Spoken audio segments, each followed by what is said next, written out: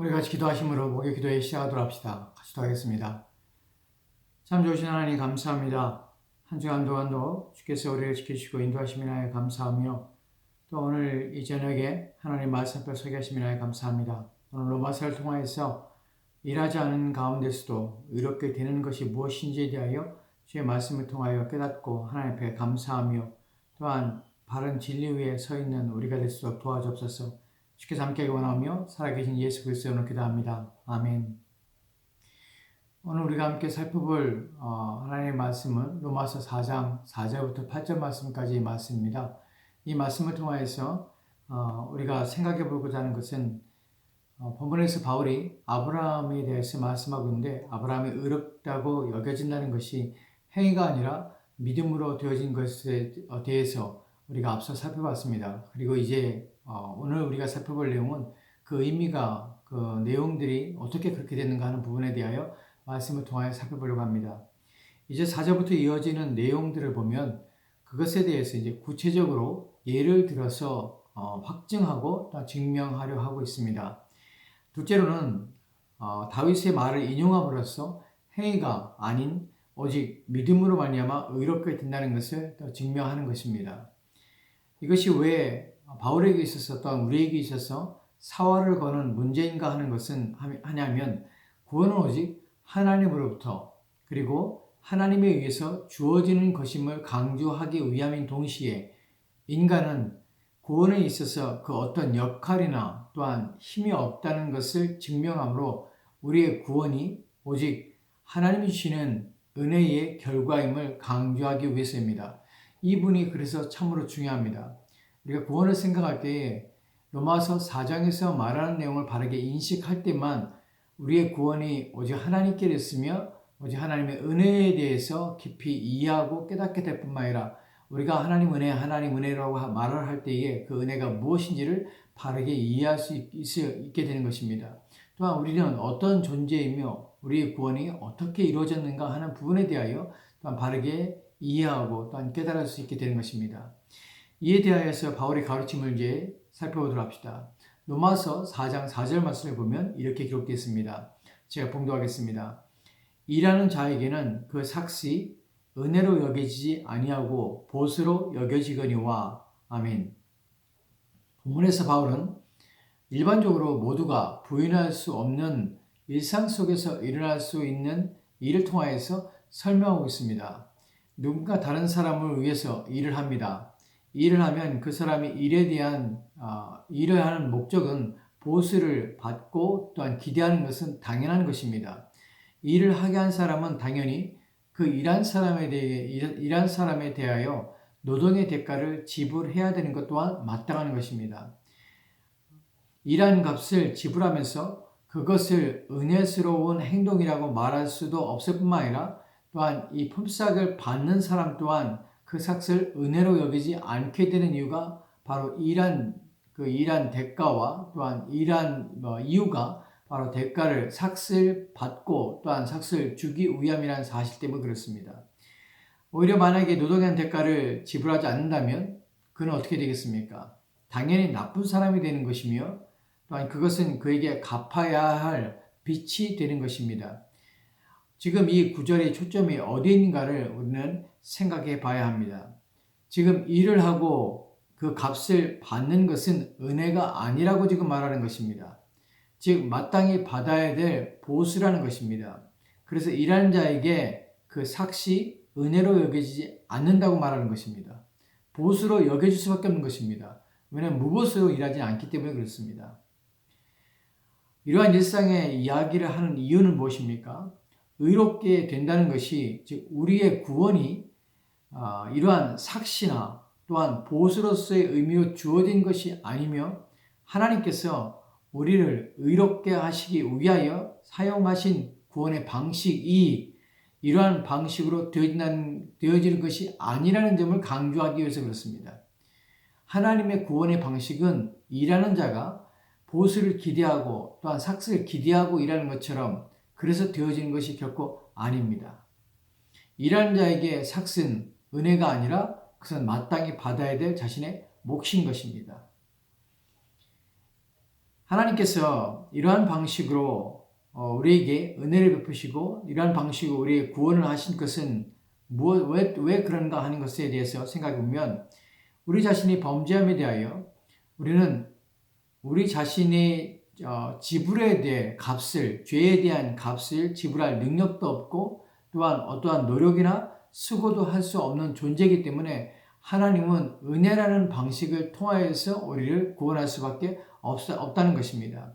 그것을 바울이 지금 이러한 표현으로 우리 가운데 말하고 있는 것입니다. 그렇게 말함으로 우리는 어떠한 자인가, 또한 어떻게 의롭게 될 것인가, 왜 이것이 은혜라는 단어를 사용하는가 하는 것을 지금 우리 가운데 가르쳐주고 있는 것입니다. 이제 5절을 보면 그것이 어떻게 되어진가 하는 것을 설명하고 있습니다. 로마서 4장 5절 말씀을 제가 봉독하겠습니다. 이를 아니할지라도 경건하지 아니한 자를 의롭다 하시는 이를 믿는 자에게는 그의 믿음을 의로 여기나니. 아멘. 이 부분은 우리가 의롭게 되는 방식에 있어서 어떠한 일이 있었는지 또한 어떻게 죄인인 우리가 거룩하신 하나님 앞에 나아갈 수 있으며 의롭게 될 수 있는지에 대해서 정확한 표현이자 가르침입니다. 여기는 두 개의 의롭게 될 수 없는 자들의 상태에 대해서 말씀하고 있는데 첫 번째는 무엇입니까? 일을 하지 않는 자라는 것입니다. 또 둘째로는 경건하지 않은 자라는 것입니다. 첫 번째 4절 말씀, 5절 말씀에서 일을 아니할지라 할 때 거기서 일을 하지 않는 자이고요. 경건하지 아니한 자라 할 때 경건하지 않은 것입니다. 이 두 부분이 걸리는 것입니다. 첫 번째로 일을 하지 않는 자는 어떤 일도 하지 않으며 할 수 없는 자를 의미하는 것입니다. 어떤 일을 하지도 않고 할 수도 없다는 것이 일을 아니할지라도 한 말의 의미입니다. 4절에서 일하는 자에게는 그 삭시 은혜가 아니라 보수로 여기지만 이 사람은 일을 할 수 없는 상태에 있으며 또한 일하지도 못하는 것입니다. 이 사람이 일을 하지 않는 것은 게을러서가 아닙니다. 또한 일하기 싫어서도 아닙니다. 의롭게 되는 문제, 즉 하나님께서 받으시고 용납하실 만한 일을 할 수 있는 능력이 없다는 사실 때문에 그렇습니다. 왜냐하면 이미 로마 3장 10절부터 12절 말씀까지 이렇게 말씀하고 있는 것이기 때문에 그렇습니다. 우리의 상태에 대해서 말합니다. 로마 3장 10절부터 12절 말씀을 제가 봉독하겠습니다. 기록된 바 의인 없나니 하나도 없으며 깨닫는 자도 없고 하나님을 찾는 자도 없고 다 치우쳐 함께 무익하게 되고 선을 행하는 자도 없나니 하나도 없도다 라고 합니다. 여기서 말하는 것처럼 의인은 없으며 하나도 없습니다. 모든 인간은 하나님 앞에서 선을 행할 수 있는 자가 하나도 없다는 것입니다. 깨닫지도 못할 뿐만 아니라 하나님을 찾을 수도 없고 또한 길을 잃어버렸으며 다 치우쳐 함께 무익한 존재가 된 것입니다. 그렇게 일을 할 수 없는 것이며 일을 하지도 못하는 것입니다. 그들이 할 수 있는 일이란 오히려 하나님의 진노를 불러일으키는 사망의 열매를 맺을 뿐인 것입니다. 그것이 죄된 본성을 가지고 있는 인간이 처한 비참한 상태인 것입니다. 5절에서 둘째로 우리가 생각해 볼 것이 표현하는 것이 경건하지 않은 자라는 표현입니다. 바로 우리는 그러한 상태에 있는 자들이었던 것입니다. 인간은 모두 다 불경건한 상태에 있는 것입니다. 하나님을 찾지도 않으며 선을 행하지 않으므로 불경건한 자들인 것입니다. 로마 3장 23절 말씀은 이렇게 기록되어 있는데 제가 봉독하겠습니다. 모든 사람이 죄를 범하였으며 하나님의 영광에 이르지 못하더니. 아멘. 모든 사람이 죄를 범하였으므로 하나님의 영광에 이르지 못한 상태가 바로 인간이 처한 상태입니다. 하나님이 받으실 수 없는 상태인 것이며 이러한 상태는 오히려 죄를 범하여 죄 가운데 살며 죄의 지배 아래 놓여 죄의 노예로 살고 있는 존재, 바로 이것이 바로 모든 사람이 죄를 범하였음에 라는 의미와 또한 하나님의 영광에 이르지 못하였다는 의미입니다. 여기서는 앞서 설명한 아브라함도 마찬가지였습니다. 이후에 설명할 다윗의 경우도 마찬가지입니다. 인간 중에서는 죄를 범하지 않은 자가 하나도 없으며 경건한 자는 없는 것입니다. 그러한 자들, 즉 일을 하지 않는 자들에게 못하는 자들이죠. 그럴 능력이 없는 자들입니다. 그리고 둘째, 불경건한 자들에게 의롭다 하는 일이 일어난 것입니다. 그것이 어떻게 되어진 것인지를 5절이 말해주고 있는 것입니다. 다시 로마서 4장 5절 말씀을 보면 제가 다시 한번 읽겠습니다. 이를 아니할지라도 경건하지 아니한 자를 의롭다 하시는 이를 믿는 자에게는 그의 믿음을 의로 여기시나니. 아멘. 어떻게 이들이 의롭게 된 것인가 하는 것에서 의롭다 하시는 이를, 의롭다 하시는 분을 믿음으로 그렇게 됐다는 것입니다. 여기서 중요한 점은 하나님께서는 일을 하지 않는 자를 일하게 하셔서 의롭다고 하신 것이 아닐 뿐 아니라 경건하지 않은 자를 경건하게 하셔서 의롭다고 하시는 것이 결코 아니라는 사실입니다. 오히려 일을 하지 않고 있을 때에 또한 그들이 경건하지 않을 때에 하나님께서는 그들을 의롭게 하신 것이며 또 의롭다 하실 것입니다. 왜 그렇습니까? 왜냐하면 인간의 무능과 전적인 부패를 인하여서 스스로는 자신의 구원을 위해서 아무것도 할 수 없는 상태가 바로 인간이 놓인 상태입니다. 둘째로 이것이 전적으로 하나님의 은혜가 되기 위하여, 즉 구원이 하나님의 은혜로 되어지기 위하여 하나님께 이렇게 하실 것입니다. 여기서 또다시 우리가 강조할 수밖에 없는 것은 이를 믿는 자에게는 할 때에 그의 믿음을 의로 여겼다고 말씀하시는데, 첫째로 이를, 즉 그분을 믿는 자에게 그의 믿음을 의로 여기시다는 것이 믿음이 행위로서 인정되는 것이 아니라는 점을 다시 한번 강조드립니다. 내가 믿었기 때문에 내가 의롭게 되고 구원을 얻은 것이 아닙니다. 우리는 아브라함이 의롭게 됨에 대하여 구약을 통하여서 확인하게 되는데 그가 하나님을 먼저 찾은 것이 결코 아니었습니다. 또한 먼저 하나님을 믿은 것이 아니었습니다. 하나님께서는 그를 그의 아버지인 데라의 집에서 그를 불러내신 것입니다. 데라는 무엇을 하는 직업을 가지고 있었습니까? 우상을 만들어 파는 자였습니다. 그러한 배경 가운데서 하나님께서는 아브라함에게 내 본토와 친척과 아비집을 떠나 내가 내게 지시할 땅으로 가라고 하신 것입니다. 하나님께서는 또한 그것만 아니라 하란에 머물고 가나안 땅으로 가지 않는 아브라함에게 다시 나타나셔서 그에게 가나안 땅으로 가도록 말씀하십니다. 그리고 지속적으로 그에게 나타나셔서 자신이 하나님이심을 계시하신 것입니다. 그는 자신의 아내를 바로에게 빼앗겼다가 다시 찾는 일을 통하여서, 그리고 조카 롯을 찾아오는 전쟁을 통하여서, 그리고 롯과의 헤어짐을 통하여 지속적으로 하나님에 대하여 알게 된 것입니다.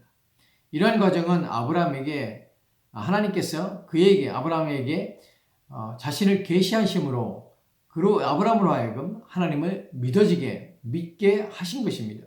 즉 믿음의 행위가 아닌 하나님께서 믿음 또한 은혜로 아브라함에게 주셔서 믿어지게 한 것입니다. 또한 이에 더하여서 하나님은 그의 믿음을 의로 여겨주시는 것입니다. 즉 그가 일하지 않고 불의함에도 의를 그에게로 계산해 주시며 전가해 주시는 것입니다. 이렇게 한 인간이 의롭게 되는 데에는 모든 것이 다 하나님의 은혜일 뿐만 아니라 그분의 긍휼과 자비하심의 결과라는 것입니다.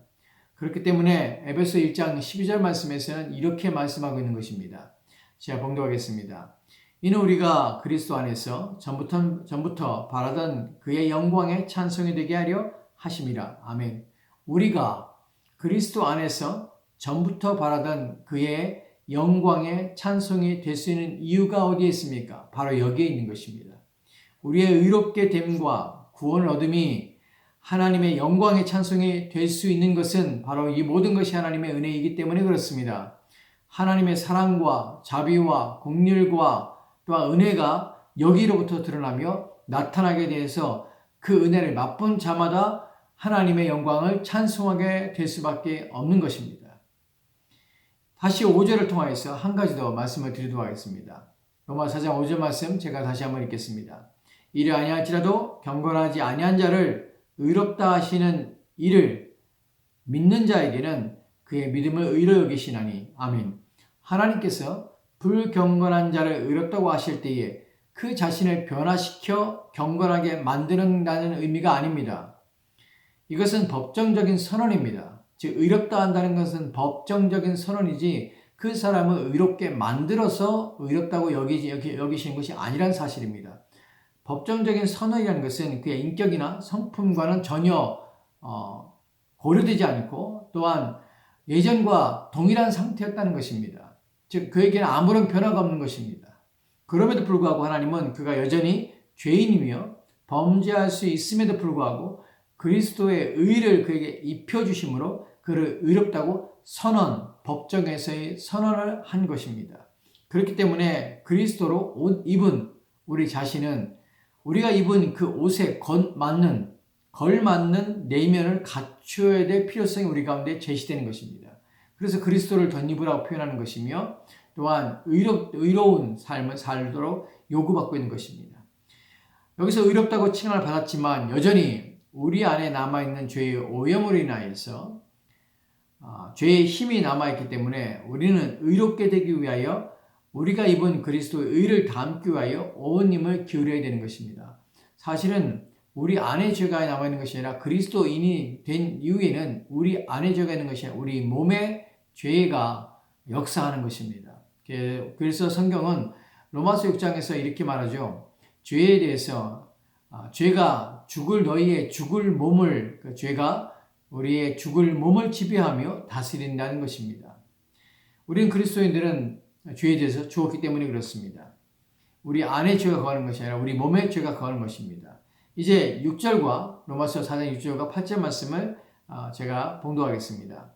이런 것이 없이 하나님께 의로 여기심을 받은 사람의 복에 대하여 다윗이 말한 바 불법의 사함을 받고 죄가 가려짐을 받는 사람들은 복이 있고 주께서 그 죄를 인정하시 아니하실 사람은 복이 있도다 함과 같으니라. 아멘. 이 내용은 시편 32편에 다윗이 고백한 내용을 인용한 것입니다. 이 내용 속에서 우리는 이미 구약에서도 하나님 은혜가 신약과 동일하게 적용되고 있음을 알 수 있으며 다윗은 이러한 사실을 성령의 감동으로 깨닫고 있는 것입니다. 그는 이러한 것이 없이 하나님께 의로 여기심을 받은 행복한 사람에 대하여 말하고 있습니다. 그가 행복한 이유는 그가 행한 불법이 사함을 받고 죄가 가려짐을 받았기 때문입니다. 하나님께서는 불법에 대하여 탕감해 주시며 그가 범한 죄에 대하여 보시지 않으시며 스스로 가리우신 것입니다. 이러한 일을 하나님으로부터 얻은 자가 얼마나 행복한 자인가 하는 것을 다윗이 지금 말하고 있는 것입니다. 이러한 일들은 하나님께서 말씀으로 또는 어떠한 행위 없이 되게 하신 것이 아니라 바로 예수 그리스도께서 불법에 대한 대가를 지불하심으로 되어진 것입니다. 거저된 것이야 우리 편에서의 일은 없지만 우리 편에서 지불한 것은 없지만 거저되는 것이 아니라 그리스도의 대속의 죽음을 통하여서 되어진 것이라는 것이 지불되어진 것이라는 것이에요. 그의 십자가에서 죽으심이 바로 우리의 죄에 대한 책임으로 죽으신 것입니다. 또한 그의 의로우심은 하나님 앞에서 우리의 죄를 가리워 보이지 않게 하신 것입니다. 바로 예수 그리스도의 의의 옷으로 우리의 죄를 덮으사 하나님 앞에서 우리의 죄가 보이지 않게 하신 것입니다. 이것이 죄를 처리하시는 하나님의 은혜의 방법인 것입니다.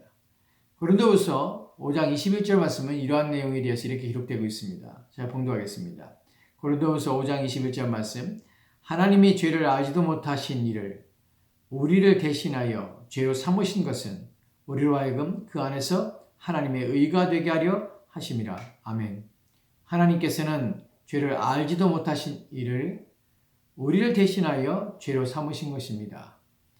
그렇게 하심으로 예수 그리스도 안에서 우리가 하나님의 의가 되게 하려고 하신 것입니다. 이것이 바로 하나님이 우리를 의롭게 하시는 방법이며 우리가 의롭게 되는 유일한 길입니다.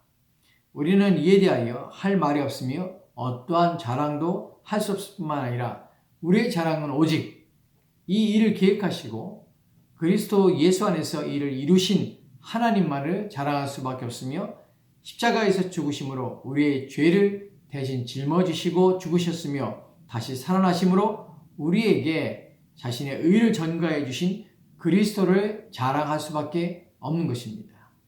그래서 우리의 모든 자랑은 하나님과 예수 그리스도밖에 없는 것이며 성경 그래서 우리 가운데 주 안에서 자랑하라 라는 표현을 쓰는 것입니다.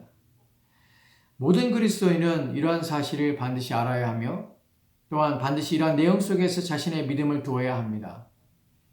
나의 의롭게 됨이 나의 자랑이 되지 못하며 또 나의 믿음이 나의 자랑이 되지 못하며 나는 오히려 전적으로 무능하며 또한 전적으로 타락한 존재에게 오직 하나님의 은혜와 또한 그리스도의 죄사함과 의롭게 됨이 반드시 나에게 필요함을 깨닫고 그리고 또한 그 일에 우리의 믿음을 놓아야 하는 것입니다. 우리가 의지할 것은 오직 그리스도뿐입니다.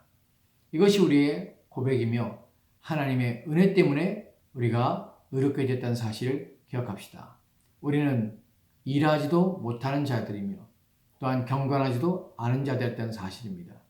일을 할 수 없을 뿐만 아니라 하나님 앞에 하나님의 영광에 이르지도 못하는 그래서 하나님을 기쁘시게 할 만한 것이 전혀 없던 존재였다는 사실을 기억합시다. 그럴 때에 하나님께서는 우리 자신을 바꾸신 것이 아니라 또한 우리에게 일을 하게 하신 것이 아니라 또한 우리에게 경건하도록 요구하신 것이 아니라 오직 그리스도의 은혜로 말미암아 우리를 구원해 준 것입니다. 그리하여 그리스도의 은혜에 대하여 찬송하며 기뻐하며 감사하게 할 뿐만 아니라 이러한 사실을 알므로 말미암아 더 이상 죄 가운데 거하지 않도록 우리를 이끌어 가시는 것이 하나님의 구원의 방식인 것입니다. 그래서 우리는 이러한 하나님의 은혜에 대해서 깊이 인식함으로 말미암아 우리가 어떠한 구원을 얻었으며 우리의 구원이 어떻게 주어진지를 알고 감사함으로 또한 마땅히 해야 될 일을 행함으로 말미암아 하나님께 영광을 돌리는 삶을 살아야 하는 것입니다. 기도합시다. 하나님 오늘 주의 말씀을 통하여서 하나님이 어떻게 우리를 의롭게 하시는지에 대하여 말씀을 통하여 우리가 듣게 됩니다. 하나님께서 이러한 방법을 사용하신 이유가 무엇인지에 대해 또 알게 되었습니다. 우리는 일할 수도 없고 또한 경건할 수도 없는 자들이었습니다. 여전히 지금도 우리는 무능한 자이며 여전히 우리는 연약한 자임을 고백합니다. 주의 은혜가 필요하며 우리를 의롭게 하신 말미암아 우리가 의롭게 되었지만 여전히 그리스도의 의로 우리가 덧입으며 날마다 우리 안에 우리가 입은 그 옷에 걸맞는 신앙과 믿음의 삶을 살도록 주여 도와주옵소서. 주께서 함께하기 원하오며 살아계신 예수 그리스도로 기도합니다. 아멘.